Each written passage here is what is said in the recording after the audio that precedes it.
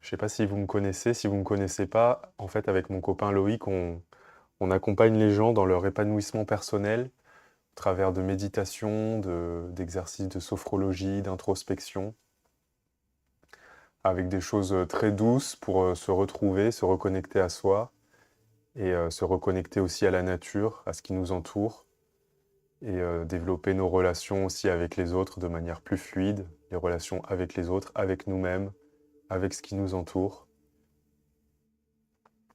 Et on fait ça au travers d'un accompagnement qui se fait par message et en vidéo aussi, à distance, avec des personnes qui sont beaucoup des femmes actives, qui, voilà, qui ont beaucoup de responsabilités, qui travaillent souvent, qui ont des fois des enfants ou une famille à gérer, qui n'ont pas beaucoup de temps, mais qui ont envie de se reconnecter à elles-mêmes, d'avoir des temps pour souffler, qui ont conscience de l'importance de prendre soin d'elles, de prendre des temps pour elles, mais qui n'ont pas forcément ni le temps ni l'énergie.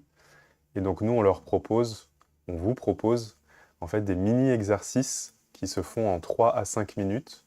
On vous en envoie un par jour. Et c'est une mini-pratique, une mini-activité qui peut être soit une micro-méditation ou un petit voyage sonore ou un petit texte inspirant, des mantras, des affirmations positives. Voilà, on tourne en fait entre différentes pratiques, différentes thématiques. On parle de confiance en soi, on parle de spiritualité, on parle de gestion du stress, gestion des émotions. Et du coup, voilà, on accompagne les personnes comme ça chaque jour. Chaque semaine aussi, il y a des méditations. Et puis après, on suit le cycle de la nature, donc le cycle des saisons. C'est-à-dire que nous, on se base sur la roue de l'année. Je ne sais pas si vous connaissez. Salut Lily, Cabor. Ah, salut Vanessa. Je n'avais pas vu que tu étais arrivée. Donc oui, on se base sur le cycle des saisons.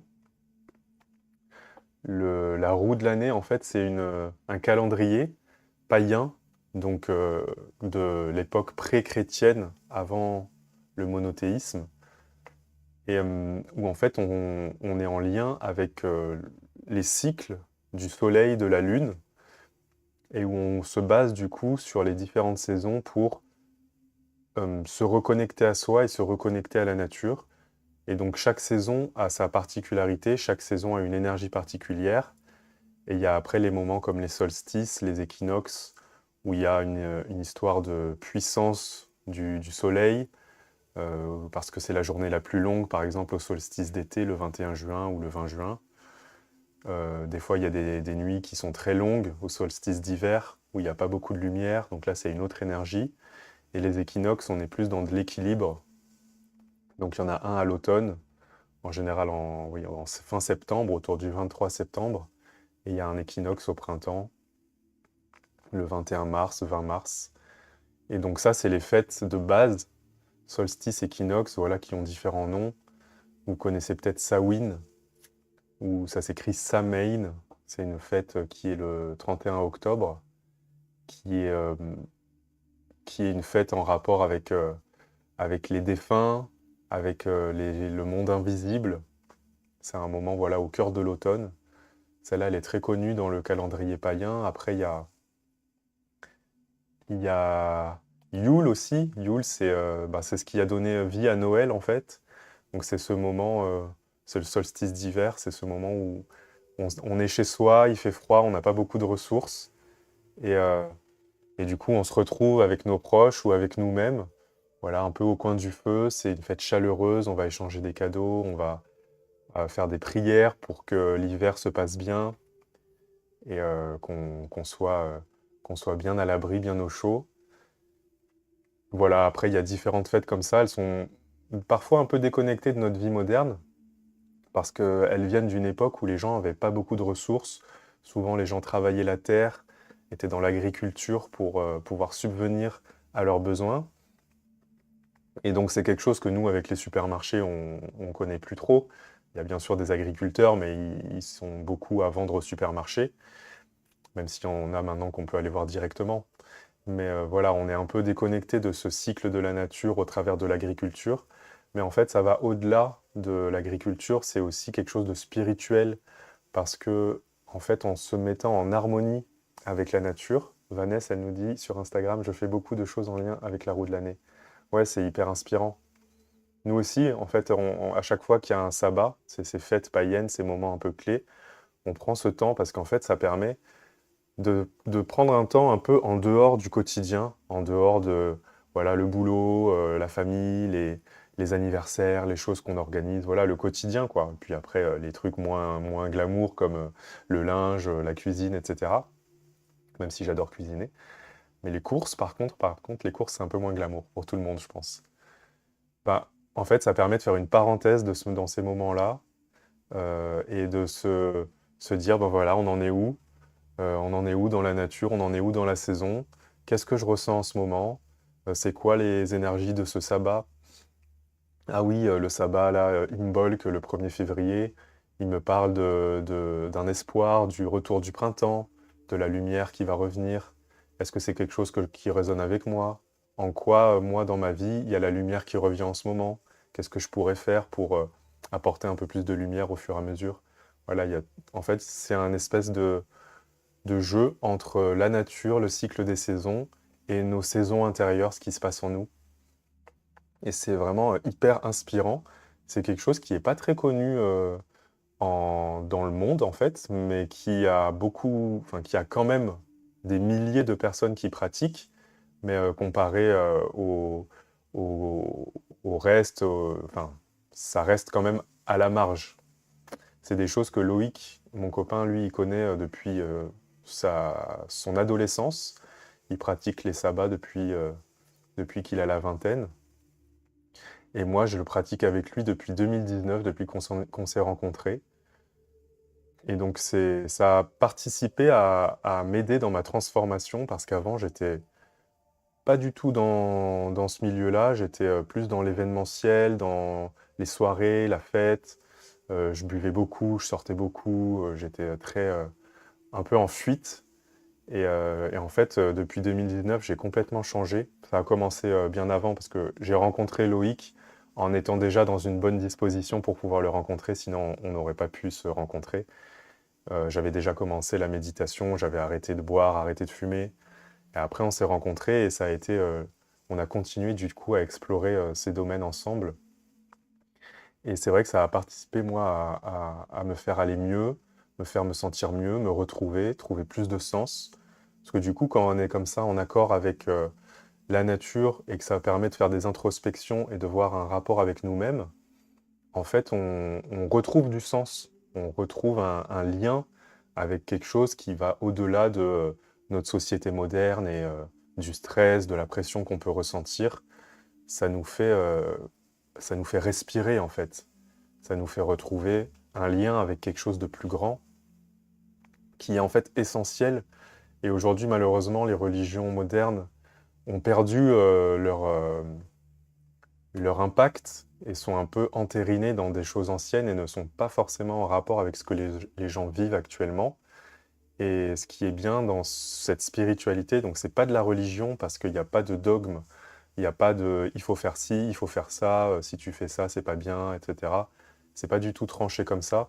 C'est très libre et c'est plutôt une philosophie qui est en lien avec la nature quand même, mais qui est très libre en fait pour chaque personne. Chaque personne fait comme il veut, comme elle veut. Et moi, c'est ça aussi que j'aime bien, c'est parce que j'aime bien cette liberté. J'aime bien ne pas me sentir obligé de faire des choses ou d'avoir des injonctions. C'est pas du tout, c'est pas du tout ce que je souhaite pour moi et c'est pas du tout ce que je souhaite aux autres d'être contraint, d'être dans un cadre, etc. Et donc ce genre de spiritualité païenne, en lien avec la nature, en lien avec nous-mêmes, elle a ceci de libérateur, d'inspirant, de léger aussi. On revient à des choses simples en fait, des choses essentielles. Ça, j'adore. Vanessa, sur Instagram, elle dit mes moments préférés, Mabon, Samhain, Yule, Imbolc.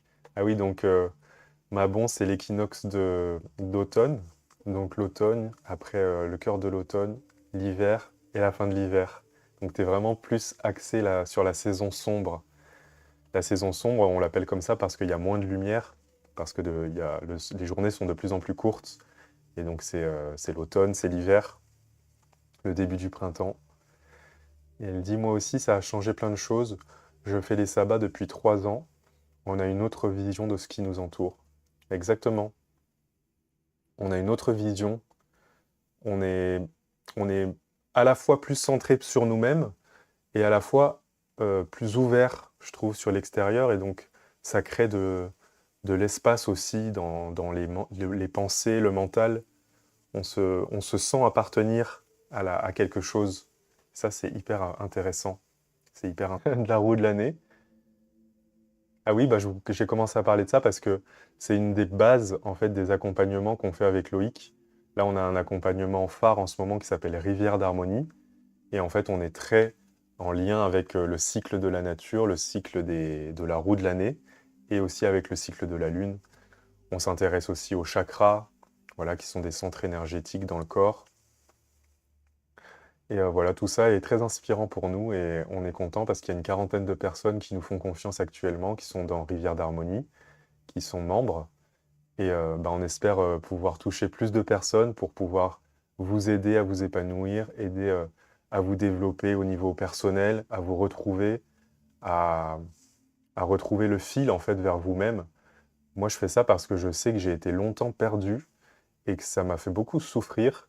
Je n'osais pas être qui j'étais, je n'osais pas explorer mon potentiel et vivre en fait la vie que j'avais envie de mener. Je faisais très attention au regard des autres, à ce que voulait ma famille. Alors je dis pas que j'en suis 100% détaché aujourd'hui, je suis toujours en chemin. Par contre, ça n'a rien à voir avec il y a 10 ans, il y a 15 ans, quoi. Là, je suis quand même beaucoup plus serein. Chaque jour, je médite depuis 3-4 ans, je médite tous les jours, ça me fait beaucoup de bien. Je fais des activités qui me plaisent. J'arrive à protéger mon temps, vraiment, coûte que coûte, pour pouvoir faire ce que j'aime, même si c'est pas longtemps.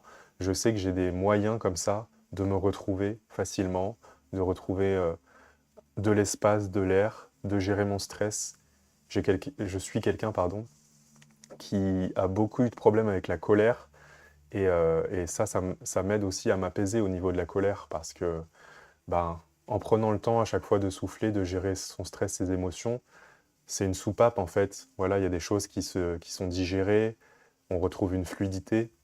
Et ça, c'est essentiel en fait parce que c'est quand ça stagne et c'est quand on ne regarde pas en nous que après ça s'accumule et que ça va créer des problèmes plus ou moins graves. Ça peut même aller jusqu'à créer des problèmes physiques quand on ne prend pas le temps de regarder en nous ce qui se passe, de faire le tri, de se retrouver soi.